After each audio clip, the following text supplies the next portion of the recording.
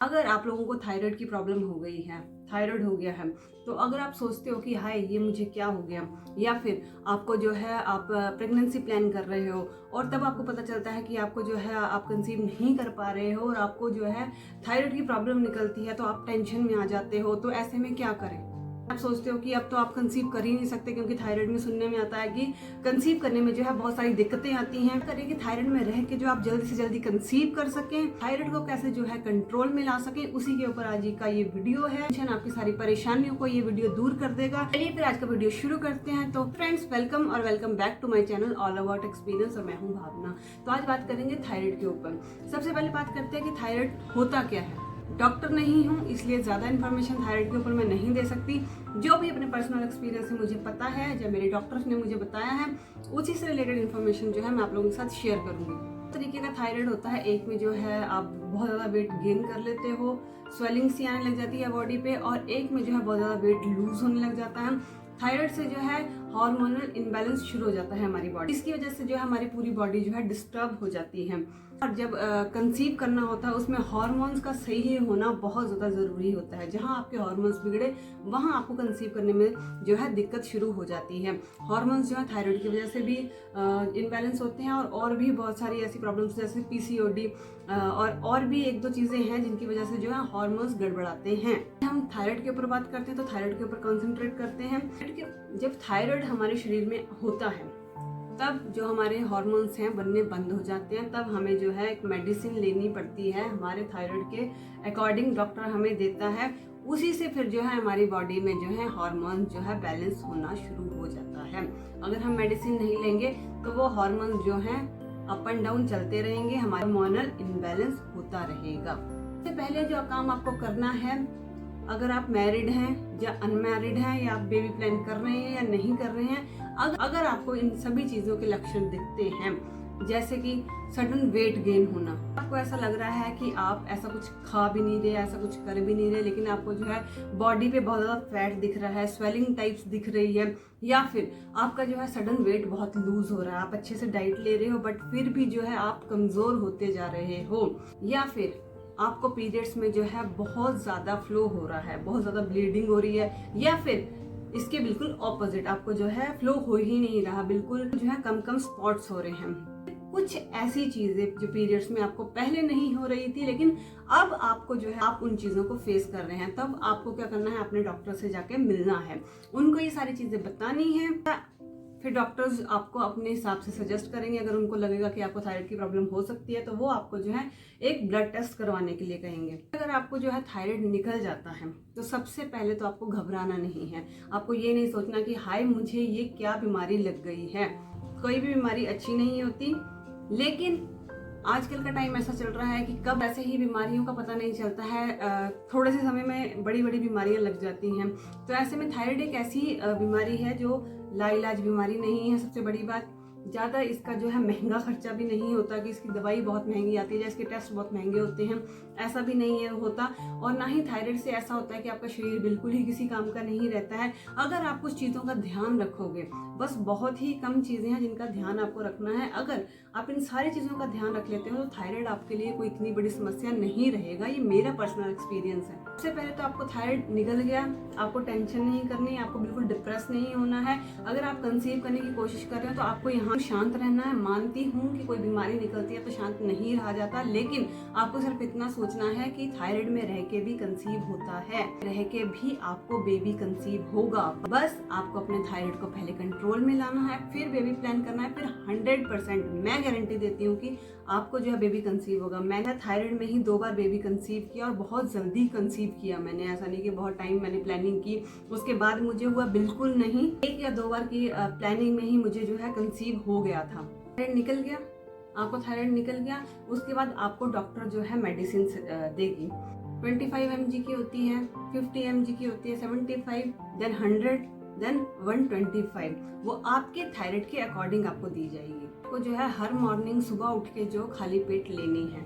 अब यहाँ आपको ये ध्यान देना है कि वो मेडिसिन जो है आपको लेनी ही है, नहीं है कि आपको जो है आप बीच में खा रहे हो, बीच में नहीं खा रहे हो, और मेडिसिन ले रहे हो और उसके बाद जो है चाय पी ली तुरंत। बिल्कुल नहीं। पहली बात तो आपको मेडिसिन बिल्कुल भी स्किप नहीं करनी है।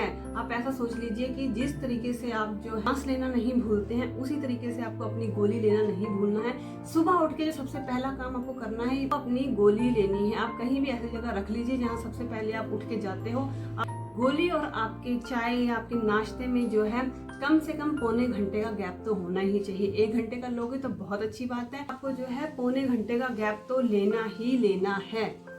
तभी जो है आपकी गोली जो है अंदर जाके वर्क करेगी, आपके हार्मोनल इम्बैलेंस को सही करेगी। अगर आप तो वो गोली खाना नहीं खाना एक बराबर है।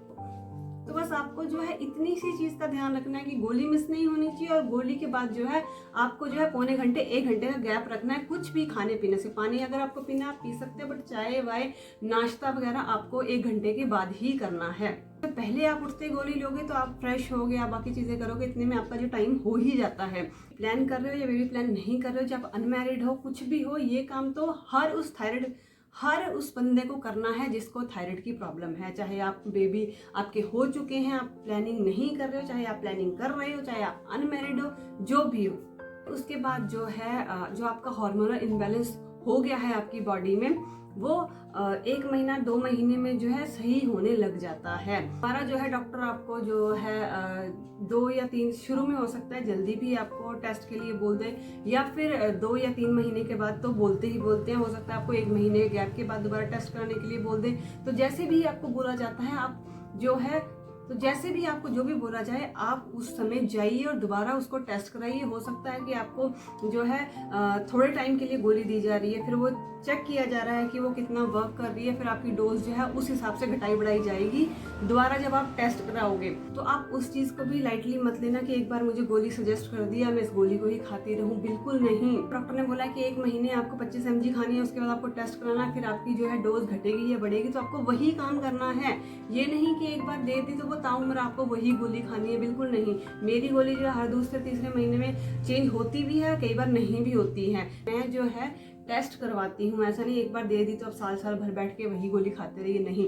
शुरू में हो सकता है 1 महीने के बाद डॉक्टर बुलाए तो 1 महीने के बाद आपको जाना है और जाके टेस्ट करवाना है। टेस्ट में जो है आपको डोज बढ़ाने की जरूरत पड़ जाए, फिर इसकी जगह आपको 50 mg की गोली खानी पड़े, तो जब आप 50 की खाओगे तभी तो आपका जो हार्मोनल इम्बैलेंस है वो सही होगा। 25 खाते रहोगे उसके बाद भी तो नहीं सही होगा। तो इसीलिए जब भी आपको डॉक्टर सजेस्ट करे 1 महीने 2 महीने 3 महीने तो आपको जाना है। आप इस तरीके से जो डॉक्टर की दी हुई उस छोटी सी गोली को आप डेली खाओगे, जैसे मैंने बताया वैसे खाओगे, तो 1.5 से 2 महीने में जो है आपका पूरी बॉडी जो है एक नॉर्मल हार्मोन्स होते हैं, जो एक नॉर्मल जो बिना थायराइड वाले इंसान के जो हार्मोन्स होते हैं वैसे इक्वली हो जाएंगे। फिर जो है आप जो है बिना किसी परेशानी के इजीली कंसीव कर सकती हैं। बॉडी में जो हार्मोनल इम्बैलेंस था वो बिल्कुल अब बैलेंस हो चुका है। औरों की बॉडी में पहले से था, आपने मेडिसिन ली प्रॉपर तरीके से ली, सिर्फ मेडिसिन नहीं ली, प्रॉपर तरीके से ली, फिर आपका जो है जो भी हार्मोनल इम्बैलेंस हुआ था, ऊपर था या नीचे था, वो धीरे धीरे 1.5-2 महीने में जो है बिल्कुल बैलेंस हो जाएगा।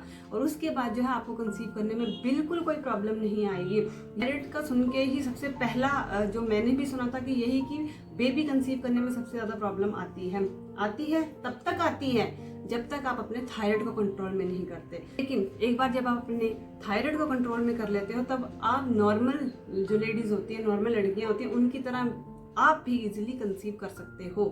जब आप कंसीव कर लें तब भी आप इसको थायराइड को लाइटली ना लें, कभी भी थायराइड को लाइटली ना लें। अगर अनमैरिड, जैसे मैंने बताया, चाहे आप कोई भी एज ग्रुप के हों, आप थायराइड को कभी लाइटली ना लें। इतनी बड़ी बीमारी नहीं है, लेकिन बीमारी तो बीमारी है। अगर आप उस पर ध्यान नहीं दोगे तो छोटी छोटी तकलीफों से जो है आपका पूरी बॉडी जो है बिल्कुल जो है एक उनकी तरह लगती है, जो लकड़ी को अंदर से धीरे धीरे खत्म कर देती है, बिल्कुल खोखला कर देती है लकड़ी को। तो ये उसी तरीके से आपके शरीर को जो है धीरे धीरे खत्म करता जाता है।